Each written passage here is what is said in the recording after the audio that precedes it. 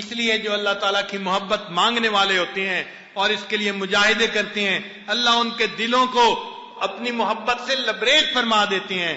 صحابہ رضوان میں سے ایک صحابی تھے، سالم مولا ابی حذیفہ تھے، چنانچہ ان کو ابو حذیفہ نے آزاد کر دیا اور ان کے ساتھ اپنی بیٹی کا نکاح کر دیا۔ اس پر قریش کے کچھ لوگ تھے، انہوں نے احتجاج کیا کہ آپ نے عرب کی ایک آزاد عورت باعزت کا نکاح ایک آزاد کردہ غلام کے ساتھ کر دیا۔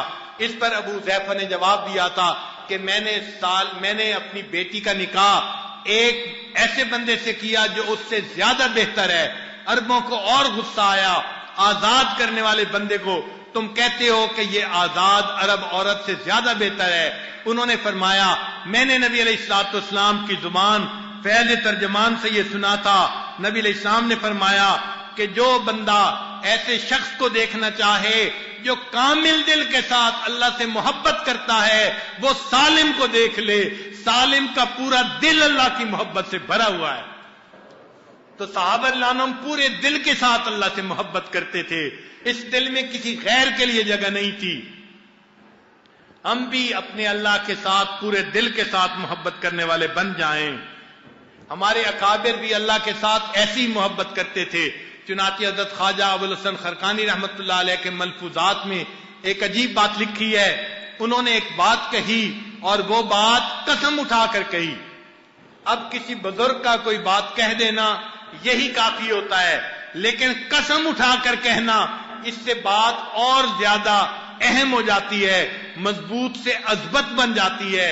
تو ابوالحسن خرقانی رحمۃ اللہ نے قسم اٹھا کر کہا اے اللہ تو جانتا ہے، اے اللہ تو جانتا ہے میں نے زندگی کے 73 سال اس طرح گزارے کہ میرے دل میں تیرے سوا کوئی اور نہیں تھا۔ اللہ کو گواہ بنا کر بات کرنا کوئی آسان کام نہیں ہے۔ کتنے پاکیزہ لوگ تھے یہ ہمارے اکابر، اور کس قدر اللہ کی محبت میں ڈوب کے زندگی گزارنے والے تھے۔ اللہ کو گواہ بنا کے بات کرتے ہیں اے اللہ تو جانتا ہے میں نے زندگی کے 73 سال اس طرح گزارے کہ میرے دل میں تیرے سوا کوئی اور نہیں تھا۔ اللہ تعالی ہمیں بھی زندگی کے کچھ ایام ایسے عطا فرمائے۔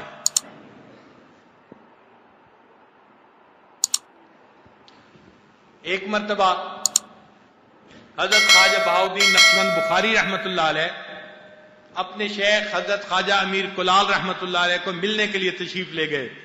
چونکہ اس علاقے میں سردی بہت تھی تو رات کو آگ جل رہی تھی اور امیر کلال رحمۃ اللہ علیہ وہ آگ کے قریب بیٹھے ہوئے تھے گرمی لینے کے لیے۔ تو جب نقشبند رحمۃ اللہ علیہ نوجوان تھے وہاں گئے تو انہوں نے ایک یعنی صدری پہنی ہوئی تھی، جیسے چمڑے کی بنی ہوئی ایک صدری ہوتی ہے، جیکٹ ہوتی ہے، انہوں نے پہنی ہوئی تھی۔ یہ گئے تو شیخ نے فرمایا کہ نقشبند بہاؤالدین تم اس آگ کو بجھنے نہ دینا، اس کے اندر لکڑی ڈالتے رہنا۔ یہ لکڑی ڈالتے رہے، جب بندہ سردی کے موسم میں بھی آگ کے قریب رہے نا تو گرمی لگتی ہے، پسینہ آتا ہے۔ ان کو جب پسینہ آیا تو انہوں نے اپنی آستین اتاری، اب اتارتے ہوئے ہاتھ سے چھٹی تو آگ کے اندر گر گئی۔ اب یہ حیران کھڑے ہیں کہ میری جیکٹ اتر کے آگ کے اندر گر گئی۔ امیر کلال رحمت اللہ نے فرمایا بہاؤالدین جاؤ اور اپنی جیکٹ کو آگ میں سے نکال کے لاؤ۔ تو بہاؤالدین رحمت اللہ نے فرمایا حضرت اگر وہ لوہے کی بھی بنی ہوئی ہوتی تو اب تک وہ جل چکی ہوتی، اتنی زیادہ آگ ہے۔ امیر کلال رحمت اللہ نے فرمایا نہیں جاؤ تم اس کو نکال کے لاؤ۔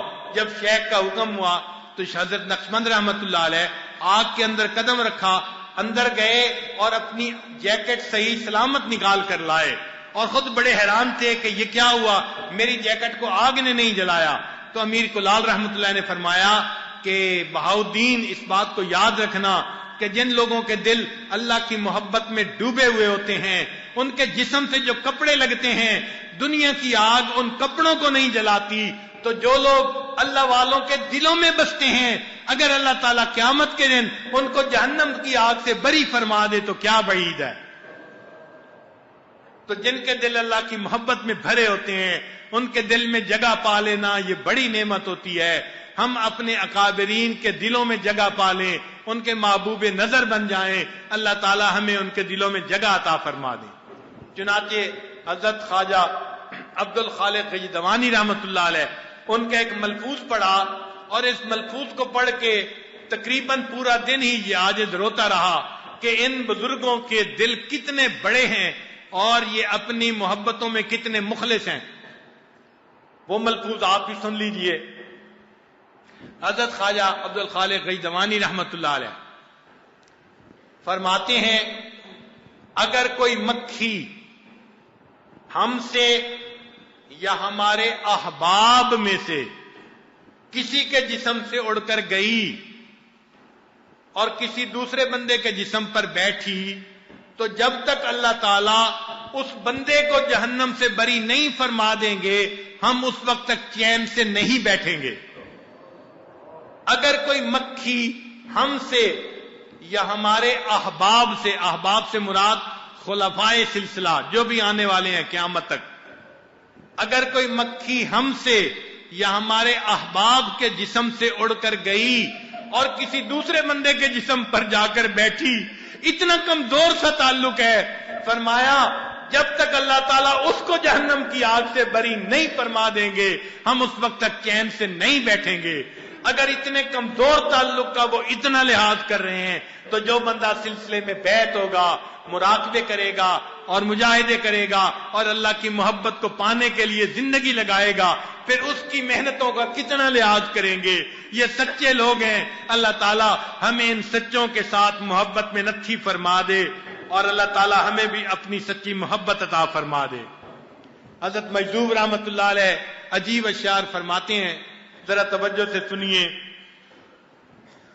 کس کام کا وہ دل ہے کہ جس دل میں تو نہ ہو، کس کام کا وہ دل ہے کہ جس دل میں تو نہ ہو، بس نام کا وہ گل ہے کہ جس گل میں بو نہ ہو، خلوت میں لاکھ بیٹھیے خلوت مگر کہاں، جب تک کہ جان و دل میں بسا تو ہی تو نہ ہو۔ انسان اگر خلوت میں بیٹھے تو دل میں تو ہی تو بسا ہوا ہو، پھر انسان کو خلوت کے مزے آتے ہیں۔ چنانچہ اللہ تعالیٰ سے دعا مانگنی چاہیے کہ اللہ تعالیٰ ہمارے دلوں کو اپنی محبت سے بھر دے۔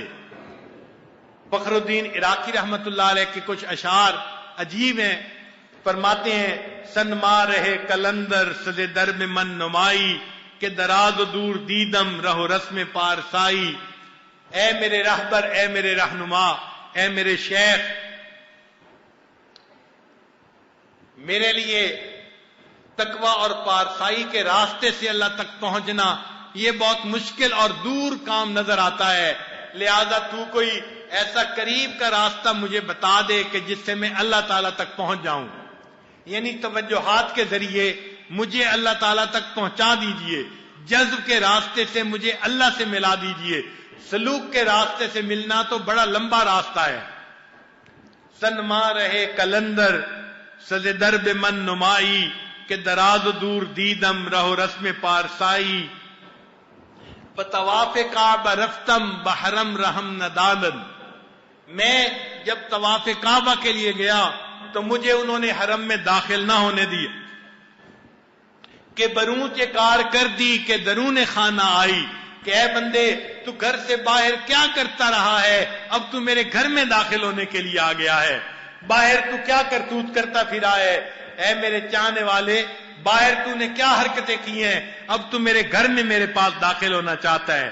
آگے فرماتے ہیں، بزمین چو سجدہ کردم لے زمین ندا برآمد، کہ جب میں نے زمین پہ سجدہ کیا تو زمین سے آواز آئی کہ مرا خراب کر دی تو بسجدہ رعائی، اور رعا کے سجدہ کرنے والے تو نے مجھے بھی خراب کر ڈالا۔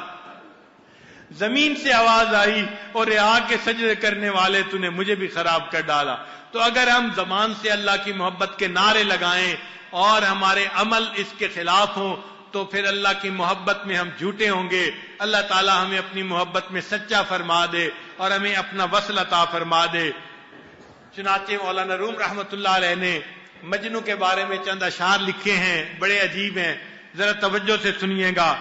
فرماتے ہیں، دید مجنو رای کے صحرا نورد، در بیابان غمش بنشست فرد. مجنو کو کسی نے دیکھا صحرا کے اندر ایک بندے نے کہ وہ بیابان غمش کے اندر اکیلا بیٹھا ہوا تھا. ریگ کاغذ بود انگشتہ قلم. کاغذ کو اس نے اپنے لیے، ریت کو اس نے اپنے لیے کاغذ بنا لیا تھا اور اپنی انگلی کو اس نے قلم بنا لیا تھا. می نمود اے بہر کس نامہ رقم. ایسے لگتا تھا دیکھنے سے کہ جیسے کسی کو بیٹھا ہوا وہ خط لکھ رہا ہے. گفت اے مجنون شیدا چیست این. اس بندے نے پوچھا اے عاشق مجنون تو کس کو جو ہے یہ کیا بیٹھا لکھ رہا ہے؟ می نویسی بیر نامہ کیست این.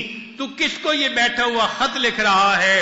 گفت اے مجنون شیدا چیست این می نویسی بہر نامہ کیست این.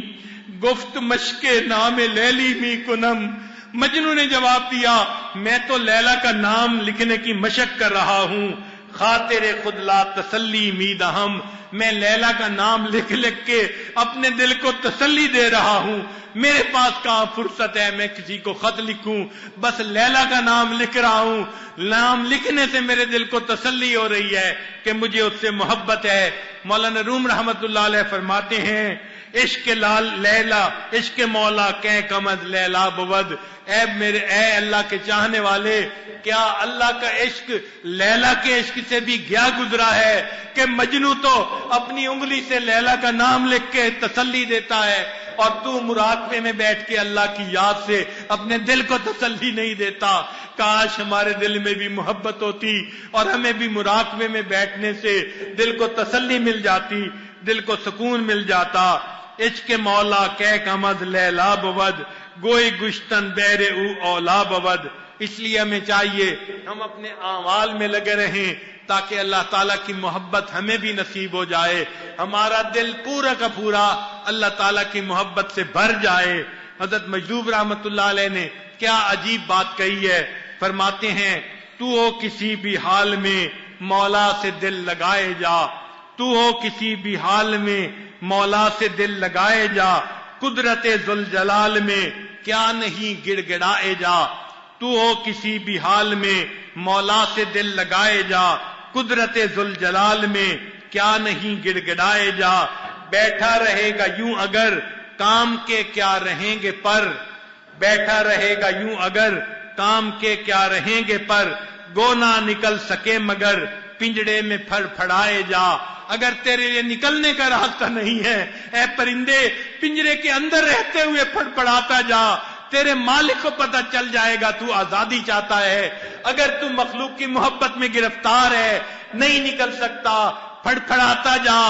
تو رات کو اٹھ کے اللہ کے سامنے رو، اللہ کی عبادت کر، اللہ سے التجا کر، اللہ کے سامنے آنسو بہا، پڑ پڑاتا جا اللہ میں بھی گرفتار ہوں، مجھے نجات دے دیجئے، آزاد فرما دیجئے. فرماتے ہیں گو نہ نکل سکے مگر پنجڑے میں پھڑ پھڑائے جا. کھولیں وہ یا نہ کھولیں در اس پہ ہو کیوں تیری نظر. وہ دروازہ کھولیں یا نہ کھولیں تیری نظر اس پہ کیوں نہ ہو، کیوں ہو اس چیز کو مت دیکھ. کھولیں وہ یا نہ کھولیں در اس پہ ہو کیوں تیری نظر. تو بس اپنا کام کر اپنی صدا لگائے جا. تو اپنا کام کر اللہ کو یاد کیے جا، اللہ کے نام کو رٹے جا. اللہ کو جو ہے ترس آ جائے گا اور اللہ تعالیٰ تجھے بھی اغیار کی گرفتاری سے نجات عطا فرمائیں گے اور اپنی محبت میں اللہ تعالیٰ اپنا وصل عطا فرمائیں گے. اللہ تعالیٰ ہمیں اپنی سچی محبت میں زندگی گزارنے کی توفیق عطا فرمائے. وآخر دعوانا ان الحمد للہ رب العالمین.